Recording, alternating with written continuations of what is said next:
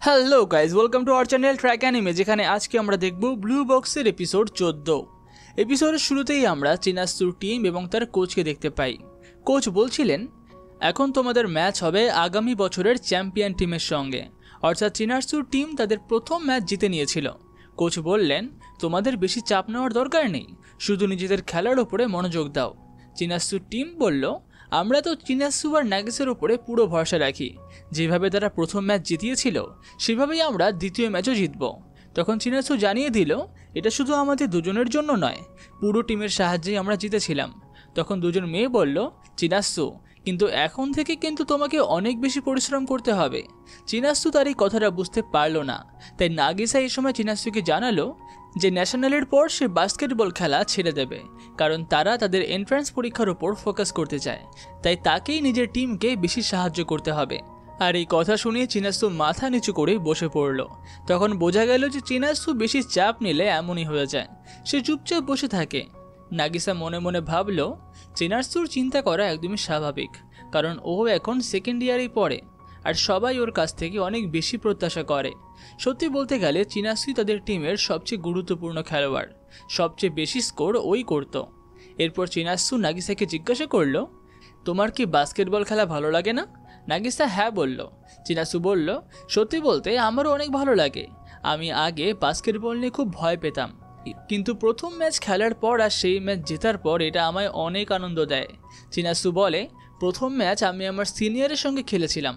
তখন আমি ভাবতাম যে সারা জীবন আমার সিনিয়ররা আমার সঙ্গে খেলবে, কিন্তু এটা আর সম্ভব নয়, কারণ ন্যাশনালের পর দুজনেই চলে যাবে।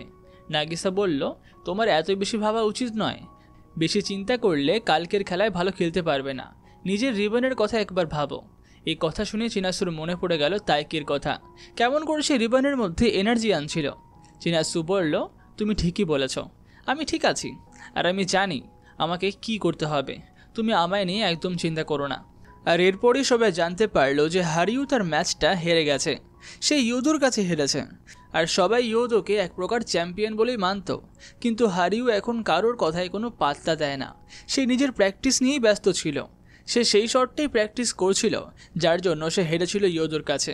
তখন কিছু ছেলেরা বলে, বিকেলে 4টে বাস্কেটবল টিমের ম্যাচ শুরু হবে।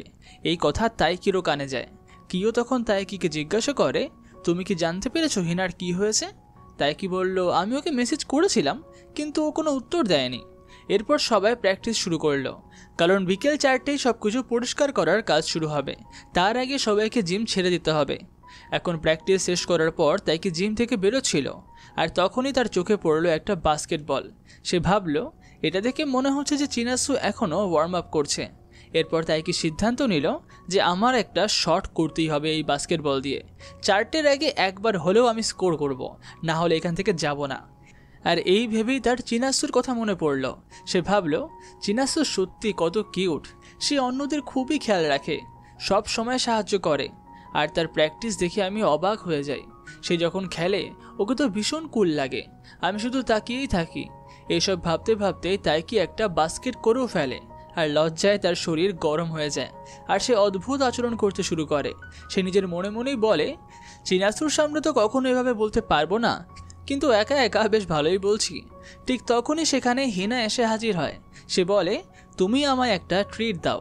হিনা তাকে কিছু কিনে দিতে বলে, আর তাইকিও তাকে একটা জিনিস কিনে দেয়।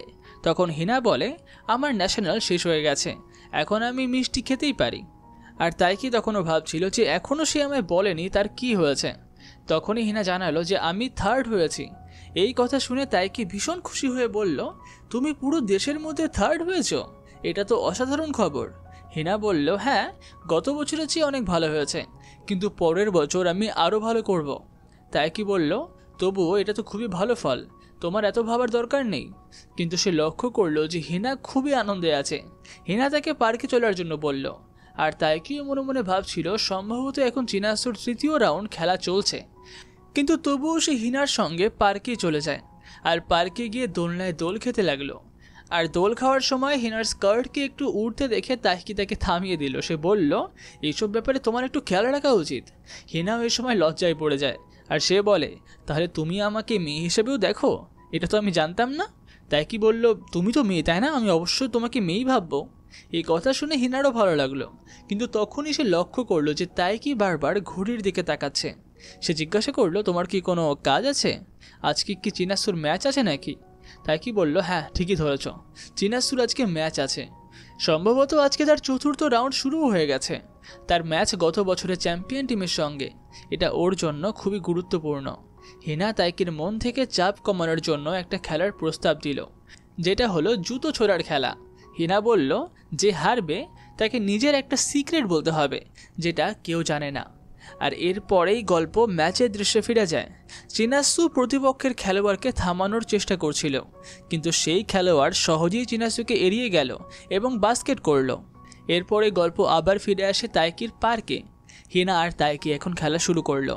তাইকি প্রথমে নিজের চপ্পল ছুঁড়ল, এরপর হিনাও ছুঁড়ল, কিন্তু হিনা খেলা হেরে গেল। আর খেলায় হারা হিনাকে তাকে একটা কোনো সিক্রেট বলতে হবে। আর সে একদম সোজাসুজি বলে ফেলল, আমি তোমাকে পছন্দ করি তাইকি। এরপরে গল্প গেল আবার চিনাসুর ম্যাচে।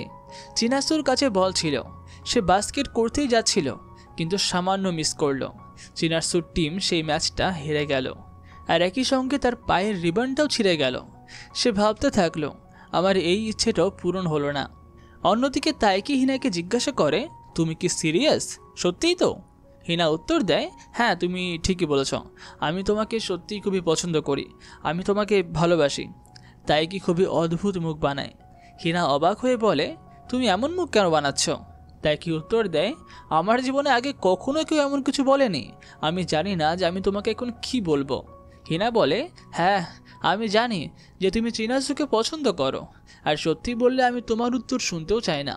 তবে আমি ভেবেছিলাম যে তোমাকে এটা বলা উচিত, না হলে এই ব্যাপারটা কখনোই এগোবে না। তাই আমি চাই যে তুমি আমাকে এখন বন্ধু হিসাবে আর দেখো না, আমাকে সেই মেয়েটা হিসেবে দেখো যে তোমাকে সত্যিই খুবই পছন্দ করে। এই কথা বলেই হিনা চলে যায়, আর তাইকি খুবই বিভ্রান্ত হয়ে পড়ে। সে একটা ড্রিঙ্ক কেনার জন্য যায় এবং তখন ভাবতে থাকে, এটা কি হলো, হিনা আমাকে কখন থেকে পছন্দ করতে শুরু করলো। সে ভাবে, উৎসবের সময়ও কি হিনার মনে এটাই ছিল? সে নিজেকে বলে, সত্যি বলতে হিনা কিন্তু খুবই ভালো মেয়ে, ও ভীষণ পরিশ্রমী, সুন্দরী, আর আমাকে খুব পছন্দও করে, ও সত্যিই সম্মানের যোগ্য। এসব ভাবতে ভাবতে তাকে লজ্জায় লাল হয়ে যায়, আর এই অবস্থাতেই সে বাড়ি ফিরে যায়।